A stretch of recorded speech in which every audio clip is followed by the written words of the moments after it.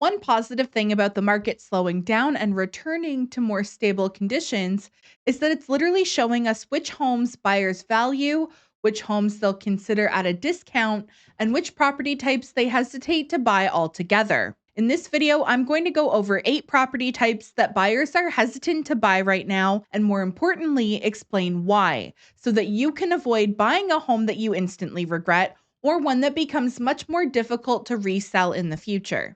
I'm Jessie McClellan, and I work with the Lisa Abbott team. We're a family real estate team here in Oshawa, Ontario, helping people make sense of our real estate market. If you like these videos, hit the like button and subscribe to the channel. And if you watch this video and have any questions or feel like we might be a good fit to help you buy a home, there's a link in the description where you can book a buyer call or just a general phone call to get your questions answered. Now let's jump into it. This video isn't meant to scare you away from any particular type of home. One of these properties might still be the right fit for you, and that's totally okay. I'm approaching this the same way that I would with a client. I want you to understand what you're buying, what the potential downsides are, and how those things could affect you when it comes time to resell. Not everyone views their home as an investment, but I never want someone to be surprised later. Every home is going to have pros and cons. What matters is knowing what they are before putting pen to paper. And if you're a seller watching this, it may also help explain why buyers are hesitating on certain properties right now. But I'm primarily approaching this from the buying side. The first type of property is one where the location caps the value. So we'll get some of the obvious ones out of the way first. This applies to homes on major roads, near train tracks or highways, backing onto hydro towers, or really close to industrial properties. Those homes are not impossible to sell by any stretch, but they can be a lot more difficult because they have a narrower buyer pool. If you're on a really busy main road, for example, you immediately eliminate a lot of buyers with young kids. These properties can get especially difficult to sell when multiple negatives start overlapping, like backing onto train tracks while also being in a rougher part of the city. And the downside with these types of locations is that it's something that you're going to experience every day. You might walk through the home for 30 minutes and think you'll be completely fine with the traffic or the train, but actually living with it every day can get annoying really quickly. Those are the more obvious examples in this category, but here's a less obvious one. A large luxury home that has been built in an area that doesn't normally support it. Sometimes these homes are in a less desirable or rougher pocket, but other times there's absolutely nothing wrong with the neighborhood. It might just be an older, more modest area where most of the homes are $600,000 bungalows. And then someone tears one down and builds a large custom home worth well over $1 million. And there's nothing wrong with those smaller homes or the area. The problem is the competition. That large luxury home isn't really competing with the homes around it. It's competing with every other home a buyer can purchase at that price point. $1 million plus budget gives buyers plenty of options in quiet, established neighborhoods where they're surrounded by similarly sized and similarly valued homes.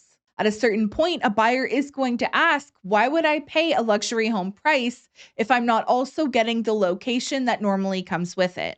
We saw more of these homes being built when the market was really hot. People were buying older homes, tearing them down, and building much larger ones. The mismatch between the home and the neighborhood was easier to overcome when the market was extremely competitive. Now the buyer pool becomes someone who really wants the size and finishes of that home, but is willing to compromise on the location, usually in exchange for a pretty significant discount. And this doesn't just apply to $1 million custom homes. I can think of examples of large, recently built semi-detached homes on busy streets or in some rougher areas of Oshawa. The home itself can be an absolutely beautiful home, but trying to sell a high-end semi for $800,000 or $900,000 gets difficult when buyers at that price point also have plenty of large detached homes to choose from, often in better areas. It's basically the old real estate rule that you'd rather own the more modest home in a strong neighborhood than own one of the most expensive homes in an area where everything around you is pulling your value back down. The next property type buyers hesitate on is one where the parking doesn't match how the home is actually going to be used. This especially applies to homes being advertised as duplexes or multi generational properties, when the driveway was originally designed for one family. We're seeing this a lot more in neighborhoods where homes have been converted into 2 units, and there are simply more people and more vehicles living in the house than the property was originally designed to accommodate. That can become a major quality of life issue. If everyone has to constantly shuffle vehicles around so someone can leave for work, it gets old really quickly. It can be even worse on courts, properties with shared or mutual driveways, or neighborhoods where there isn't much street parking to begin with. And one mistake that buyers make is just assuming that they'll park the extra vehicle on the street. Every municipality has its own parking bylaws, and what you can get away with during the summer may not work at all during the winter. You can usually tell which neighborhoods have a lot of 2 unit homes and parking issues because the streets are constantly packed with cars. They can end up blocking bike lanes, narrowing the road, and creating a much bigger problem once the snow starts. Oshawa, for example, doesn't allow street parking between 2 a.m. and 6 a.m. from December 1st to April 1st. And street parking can also interfere with the plow trucks that do the snow clearing. So if you're buying a home with a second unit or one that you plan to convert, don't just ask whether the house itself works. Figure out whether the property actually has enough parking for the number of people who are realistically going to live there. And even if you're not buying a home with a second unit, pay attention to the parking situation in the area of the homes that you're looking at, because having cars constantly parking on the road can cause traffic problems and issues in the winter when the plows can't get down your street. The next property type that I've noticed buyers are very hesitant on are smaller homes that are very easy to outgrow. But this is not necessarily one that I think you should avoid completely if you approach it correctly. The real estate market moves in cycles, it always has, and one thing that people consistently do, regardless of where we are in that cycle, is assume that whatever's happening right now is going to continue forever. We saw that during the crazy bull run. People bought whatever they could afford because prices were going up. They were going to build equity, and they figured they could just move up into something larger a few years later. Obviously, market conditions have shifted significantly. Now, we're a few years removed from that market, and people are making the opposite version of the same mistake. They don't want to buy the smaller home because they're worried the market won't change, they won't build enough equity, and they'll end up stuck in it forever. So a lot of buyers right now are trying to purchase something with some wiggle room. If they have another child, if they start having to work from home, or something else changes in their lives, they don't want to immediately need another house. If a couple buys a 2 bedroom, 1 bathroom home, and then one person begins working from home and they have a child already, all of a sudden that second bedroom needs to function as an office, nursery, and guest room. That's probably just not going to work. And I don't want the takeaway here to be never buy a small home. The point is that the shorter the amount of time a home is likely to work for you and your family, the more dependent your plan becomes on future market conditions that nobody can guarantee. I actually think these homes still provide a lot of value and can be a really great opportunity for the right buyer. You just need the right plan. There are 2 things that I would focus on. First, make sure the home could realistically work for you for at least 5 years. And second, make sure that it's in a good area. A good quality home in a good neighborhood is always going to have buyers. The question is what they'll be willing to pay for it in whatever market you eventually need to sell it in. If you're not familiar with the different areas in Oshawa and Durham region, I have a bunch of videos on this channel that can help, or you can reach out to me and I can point you in the right direction. Another property type that can be difficult to resell right now is newer homes competing directly against the builder's inventory. There are a few reasons that this segment isn't really selling that easily. First, you're often paying a premium for the home simply because it's newer, and that premium disappears over time. The quality of workmanship and finishes in some homes built over the last few years can also honestly be pretty mediocre or lackluster. And a lot of these newer neighborhoods are in the north ends of our cities, where development is going to continue for years. So anyone living there might be dealing with ongoing construction nearby. It can be dusty, roads can be a mess, construction trucks are constantly going by, and you always have the risk of nails or other debris ending up on the road. But the biggest resale issue is the competition. As new phases are added, there's constantly more brand new inventory that resale homes in those neighborhoods have to compete against. And right now, that competition can almost feel unfair because new build tax rebates, builder incentives, and other promotions can create a price advantage that an individual resale seller simply can't replicate. So you can have homes that were completed only a couple of years ago being listed for sale by the owners at a higher price than what a buyer thinks they can walk into the sales center and buy directly from the builder for. Now, there's more to that story. There can be additional costs, upgrades, closing fees, and a completely different set of risks involved when purchasing directly from a builder. But the potential buyer is seeing a giant sign that says new homes from $700,000. So when a similar home from the previous phase is listed around the corner for $850,000, it immediately doesn't make sense to them, even if that $700,000 home ultimately ends up costing them significantly more than the number on the sign. As a buyer, that means that you need to pay attention to what is still being built around you. You don't just want to know what comparable resale homes are selling for today, you also need to understand what you could be competing against if you have to resell your home a few years from now. Now we move on to the next struggling property type, and that is condos. But I'm not about to go off and rant about condo apartments again. There are two types of condos in particular that I want to focus on. And the first is stacked condo townhomes. If you don't know what a stacked condo townhome is, I'll include an image here so that you can see exactly what I'm talking about. These became much more popular over the last 10 years, but since the market has started shifting back to some sense of normalcy, the buyer pool for these homes has become really limited. In Durham region, the average stacked condo townhome has been taking nearly 100 days to sell in 2026. We often talk about condo apartments being a really slow segment of the market right now, but their average days on market is only around 37 days. So stacked condo townhomes are taking considerably longer. In my opinion, the biggest reason is that they sit in this really weird middle ground. They aren't quite the traditional townhome where you have your own backyard space, a more normal two-story layout, and that traditional townhome feel, but they also don't really appeal to someone looking for a condo apartment lifestyle either. A lot of them have stairs just to get to the unit, and then depending on the layout, you can have another set of stairs once you're actually inside. So someone who wants a traditional townhome with a private backyard probably isn't going to consider one. But on the other side, someone who likes the condo apartment lifestyle or specifically needs somewhere without stairs probably isn't going to consider this one either. There are also some examples where the lower units feel like you're living in a basement apartment. And once you factor in the monthly mortgage payment plus the condo fee, there are usually quite a few other options that buyer can compare it against. That doesn't mean that they're bad homes. There are buyers who like them, and sometimes they provide a much more affordable way to get into a newer property. The problem from a resale perspective is simply how specific that buyer needs to be. So if you're considering buying one, I would be very careful about the price. I wouldn't want you paying the same amount for a stacked condo townhome that you could pay for a more traditional condo townhome or another property type with a broader buyer pool, because whatever compromises that you're willing to make today, the next buyer is probably going to notice those exact same things when you eventually have to sell.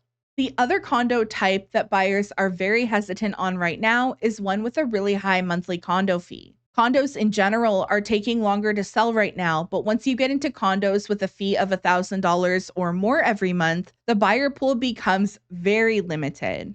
Obviously, not all condo fees are equal, so you need to look at what's actually included. A $1,000 fee that includes utilities and a long list of amenities is different from a $1,000 fee where you're still paying for almost everything separately. You also need to look at the reserve fund, the financial condition of the corporation, and whether there are any major repairs or special assessments coming. But regardless of what's included, buyers are still looking at that monthly number, and $1,000 every single month is a lot of money. It can make a condo that looks affordable based on the purchase price feel considerably more expensive once you actually calculate the monthly carrying costs, and the higher that fee gets, the more buyers you eliminate. Usually, one of the stronger buyer groups for these properties is someone who has sold a home with a lot of equity and is downsizing into a condo. They might be more comfortable taking on the monthly fee because their overall mortgage is relatively small or they don't have one at all. But if you're a first time buyer or someone financing most of the purchase,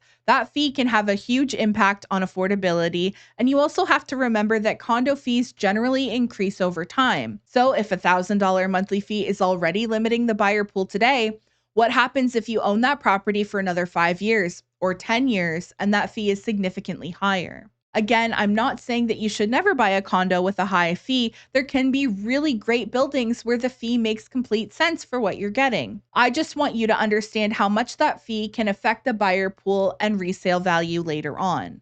We have two property types left, and the next one is older homes. Obviously, Durham region has a lot of older homes and historic neighborhoods. And there are plenty of buyers who specifically prefer the character of an older bungalow, century home, or mature neighborhood over a newer subdivision. I completely understand that. But I'm specifically talking about the older end of our housing stock, particularly when you start getting into the pre-1950s homes, homes from the 1920s, and century homes. Those properties can come with a different set of risks that you need to understand before buying one. One of the first things that can become an issue is home insurance, and usually that comes down to major systems like the electrical, plumbing, or heating system. The home might have been renovated beautifully on the surface, but if some of those older systems are still behind the walls, an insurance company may have questions about them. You're also more likely to encounter asbestos products in these older homes. That could be in floor tiling, ceiling tiles, insulation, plaster, or other building materials. And that doesn't necessarily mean that there is an immediate problem just because the material exists. But if you're planning to renovate and start disturbing those materials, it absolutely can completely change how that renovation needs to be handled and ultimately what it will cost. And that leads into the bigger issue with older homes, which is that repairs and renovations tend to be less straightforward. You can open up a wall expecting to do one thing and discover 2 or 3 other problems that you had no idea were there. You might find old wiring, old plumbing, strange framing, previous renovations that weren't done properly, or something else that suddenly adds thousands of dollars to the project. That can happen in any home, but the older the property gets, the greater the chance that the generations of different owners have changed things along the way. The layouts can also be a problem for some buyers. A lot of these homes are 1.5 or 2.5 story properties, and the stairs can be really narrow and steep. That doesn't work for everyone. It can be incredibly difficult for someone with mobility issues, difficult with young kids, and sometimes it even limits the furniture that you can physically get onto the upper floor. But there's obviously another side to this because there is a certain character and charm that you can really only get from an older home. So if your dream is to own a century home, I'm not trying to convince you to go and buy something built in 2015 instead. There's nothing wrong with owning one, and they're obviously not impossible to resell, but the buyer pool can become much more specific depending on the age, condition, location, and what systems are still in the property. So if I were helping you buy one, I would want to know as much as possible about the house before you commit to it. What type of electrical does it have? What type of plumbing? How is it heated? Are you able to get insurance without any issues? What renovations are you planning? And are there materials in the home that can make those renovations considerably more expensive? This video isn't meant to talk you out of buying the home that you really want. There's more to life than the resale value of your house, but when you're spending hundreds of thousands of dollars on a property, I don't want you to run into a major surprise 6 months after moving in that someone could have explained to you before you bought it. With that said, the last property type buyers are very hesitant to buy right now is a tenanted property. And this one might be the easiest property on the entire list for a buyer to simply skip. There are a few reasons for that, but the first is simply that investors aren't as active in our current market. So one of the main buyer groups that would normally consider purchasing a property with an existing tenant is already much smaller than it used to be. There's also a completely different layer of risk if you're buying a property because you eventually want to live in it. Can the seller actually provide vacant possession? What happens if the tenant doesn't leave when they're supposed to? What condition is the property going to be left in when they move out? Those are questions that you don't have to deal with when you're buying an owner-occupied home that's already going to be vacant on closing. And if you're buying it as an investment and you're going to assume the existing tenant, there are still questions that you need answered because you're putting a lot of trust into the due diligence that the previous landlord did when they originally accepted that tenant. You need to understand the existing lease, what they're paying, how long they've been there, and exactly what tenancy you're taking over. Hopefully, they've been a fantastic tenant and will continue to do so, but you need to do that research yourself rather than just assuming that everything is going to be fine because the previous owner never had a problem. Then there's the actual process of trying to view the home. When a property is tenanted, the tenant usually needs 24 hours written notice before the home can be shown to a prospective buyer. Sometimes the tenants don't leave during showings, which can become awkward, and the space usually doesn't show as well either. And that's not me criticizing the tenant. They're living there. They're probably not worried about extensively decluttering, staging everything perfectly, or making their home look as good as possible so their landlord can get a higher sale price. Sometimes the listing agent has trouble getting good photos of the unit, and sometimes there are barely any photos at all. So as a buyer, you don't always know what you're walking into. This is also where the current market makes tenanted properties especially difficult. If a buyer only has 5 homes to choose from, maybe they put up with the inconvenience and take a closer look. But if I send someone 30 homes that all look like reasonable options and one of them is tenanted, has poor photos, requires 24 hours notice to see it, and comes with additional questions around the tenancy and vacant possession, most buyers are just going to move on to one of the other 29. The potential reward has to be worth taking on the additional hassle and risk. And this is something that I also want buyers to think about if you're purchasing a home today because you plan to rent it out. You might be looking at the property entirely from the investment side right now, but at some point you may become the seller. And if that home is still tenanted when you need to sell it, you could be dealing with the exact same issues that I just described. You can't simply decide one day that you'd rather sell the property vacant and tell the tenant they need to take a hike. Ontario has specific rules around ending a tenancy, including situations where a purchaser intends to occupy the property themselves. So before you buy a rental property, understand that having a tenant can affect more than just your monthly cash flow. It can also affect how easy the property is to sell and who's willing to buy it later. For the average buyer looking for a home to move into, there usually needs to be a pretty compelling reason to choose the tenanted property when there are plenty of alternatives available without those complications.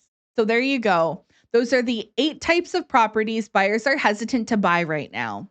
And I want to reiterate that the takeaway from this video is not that every home I just talked about is a bad purchase, because it's not. A home can have a smaller buyer pool and still be the perfect home for you. A stacked condo townhome might fit your budget and lifestyle perfectly. You might absolutely love century homes. A smaller bungalow might be all the space that you're ever going to want or need. The important part is understanding the downside before you buy it instead of discovering it when you're trying to sell it. If a property has something that causes buyers to hesitate today, there's a good chance future buyers are also going to be hesitant because of those same things.